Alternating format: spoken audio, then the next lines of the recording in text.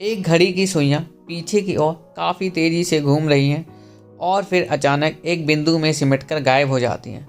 वहीं से हमारा समय शुरू होता है।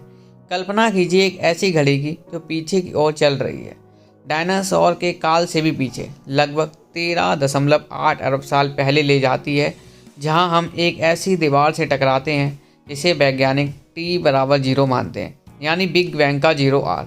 लेकिन मज़े की बात यह है कि इस पल में भी समय की शुरुआत नहीं हुई थी, बल्कि शायद समय का अस्तित्व ही नहीं था।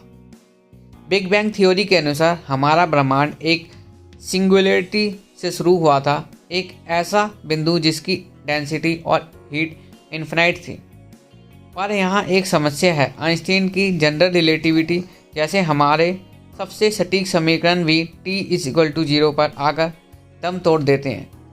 मैथमेटिक्स का 0 और इन्फिनिटी का ऐसा उलझाव पैदा होता है कि भौतिक के नियम काम करना बंद कर देते हैं। इसलिए वैज्ञानिक सिर्फ प्लैंक एरा के बाद की कहानी ही यकीन के साथ बता पाते हैं। अगर समय की शुरुआत बिग बैंग से हुई तो उससे पहले क्या था? पूछना वैसे ही है जैसे कि नॉर्थ पोल के नॉर्थ में क्या है। जवाब है कुछ भी नहीं। लेकिन कुछ नई थ्योरी जैसे बिग बाउंस कहती हैं कि हमारा 0 आर दरअसल एक पुराने ब्रह्मांड के ढहने के बाद का ट्रांजिशन था, यानी T=0 नहीं, शुरुआत नहीं, बल्कि एक रीसेट बटन था। हम 0 आर को सीधे नहीं देख सकते, लेकिन उसका धुआं देख सकते हैं।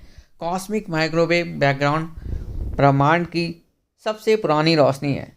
यह 0 आर के 3,80,000 साल बाद की गूंज है। इसकी बनावट बताती है कि शुरुआती सेकंड में ब्रह्मांड इन्फ्लेशन के कारण प्रकाश की गति से भी तेज फैला था। तो क्या 0 आर सब कुछ की शुरुआत थी या सिर्फ एक लंबी कहानी का नया अध्याय?